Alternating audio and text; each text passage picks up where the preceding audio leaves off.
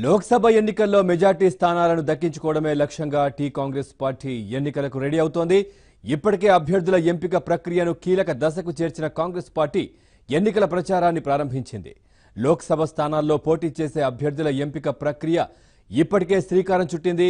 జిల్లా కాంగ్రెస్ కమిటీలు అందించిన జాబితాపై పీసీసీ ఎన్నికల కమిటీ చర్చించి జాబితాను కాంగ్రెస్ అధిష్టానానికి పంపించింది. అభ్యర్థుల ఎంపిక నిర్ణయం ప్రస్తుతం ఏఐసీసీ ఎన్నికల కమిటీ పరిధిలో ఉంది. ఈసారి జరిగే ఏఐసీసీ ఎన్నికల కమిటీ సమావేశంలో తెలంగాణ రాష్ట్రం నుంచి బరిలో దిగే అభ్యర్థుల తొలి జాబితాను ప్రకటించనున్నారు. మొత్తం 17 స్థానాల్లో మొదటి జాబితాలోనే 7 లేదా 8 లోక్సభ స్థానాలకు అభ్యర్థులను ప్రకటిస్తారని సమాచారం. మొదటి జాబితాలో కరీంనగర్, సికింద్రాబాద్, హైదరాబాద్, ఆదిలాబాద్, చేవెళ్ల, జహీరాబాద్, మెదక్, నిజామాబాద్, మహబూబాబాద్ స్థానాలకు అభ్యర్థులను ప్రకటించే అవకాశం ఉందని పార్టీ ముఖ్య నేతలు పేర్కొంటున్నారు. నోటిఫికేషన్ లోపు అభ్యర్థులందరినీ ప్రకటిస్తారని స్పష్టం చేస్తున్నారు. మహబూబ్ నగర్, నల్గొండ, ఖమ్మం, భువనగిరి స్థానాల్లో బలమైన వారిని, సీనియర్ అభ్యర్థులను బరిలో దించేందుకు కసరత్తు చేస్తున్నారు.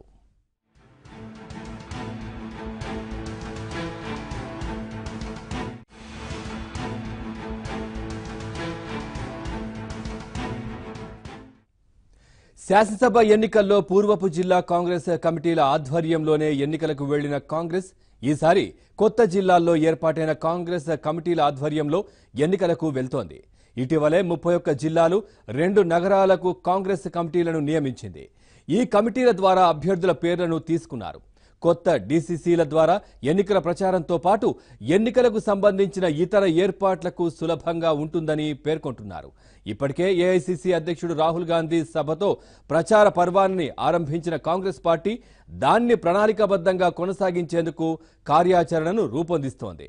ముఖ్య నేతల ప్రచారంతో పాటు జాతీయ స్థాయి నాయకులతో ఎన్నికల ప్రచారానికి ఏర్పాట్లు చేస్తోంది. మాజీ ఎంపీ విజయశాంతి నేతృత్వంలోని పీసీసీ ఎన్నికల ప్రచార కమిటీ లోక్సభ ఎన్నికల ప్రచారాన్ని ముందుకు తీసుకువెళ్లనుంది. సోమవారం పీసీసీ సమావేశమై ఎన్నికల ప్రచారంతో పాటు అన్ని అంశాలపై చర్చించాలని నిర్ణయించింది. కాంగ్రెస్ ఎన్నికల హామీలు ఓటర్లపై ప్రభావం చూపుతాయనే నమ్మకంతో పార్టీ నేతలున్నారు.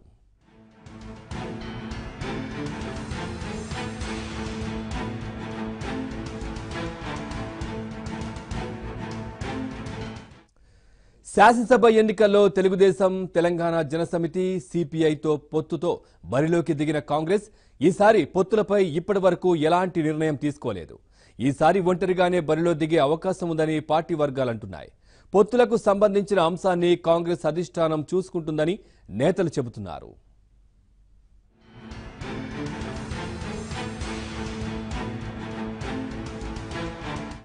శాసనసభ ఎన్నికల్లో 19 స్థానాలకు పరిమితమైన కాంగ్రెస్ ఈసారి లోక్సభ ఎన్నికల్లో మాత్రం ఫలితాలు వేరే విధంగా ఉంటాయని నమ్ముతోంది.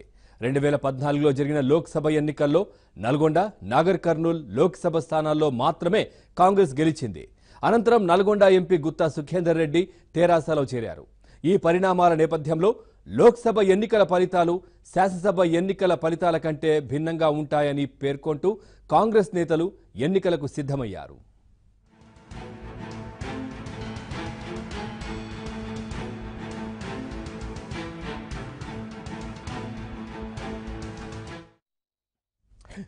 టీడీపీ ఇవాళ లోక్సభ ఎన్నికల కార్యాచరణను ఖరారు చేయనుంది.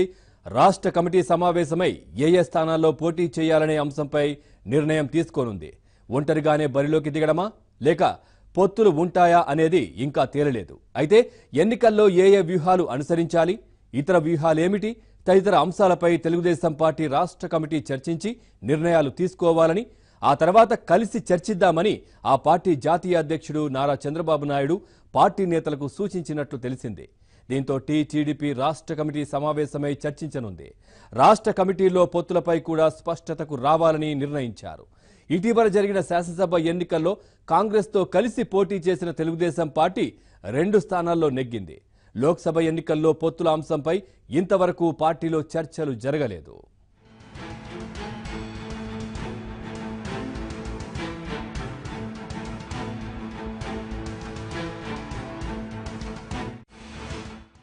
గత ఎన్నికల ఫలితాల నేపథ్యంలో విడివిడిగా వెళ్లడం మంచిదా లేదంటే అవగాహనతో వెళ్లడం మంచిదా అనే అంశంపై దృష్టి సారించారు. ఎన్నికల నోటిఫికేషన్కు వారం రోజులే గడువు ఉండడంతో అంతలోపే పోటీ చేసే స్థానాలు, అభ్యర్థుల అంశంలో పూర్తి స్పష్టతకు రావాల్సి ఉంటుందని టీడీపీ రాష్ట్ర నేతలు వెల్లడించారు. 3-4 రోజుల్లో దీనిపై ఒక స్పష్టత వచ్చే అవకాశం ఉందని అంటున్నారు. 2014 లోక్సభ ఎన్నికల్లో తెలంగాణ రాష్ట్రంలో తెలుగుదేశం, బీజేపీ కలిసి పోటీ చేశాయి. ఈ రెండు పార్టీలు 2 లోక్సభ స్థానాల్లో నెగ్గాయి. మల్కాజ్గిరి లోక్సభ స్థానం నుంచి తెలుగుదేశం గెలవగా సికింద్రాబాద్లో బీజేపీ నెక్కింది. మల్కాజ్గిరి నుంచి నెగ్గిన ఎంపీ మల్లారెడ్డి టీఆర్ఎస్లో చేరారు.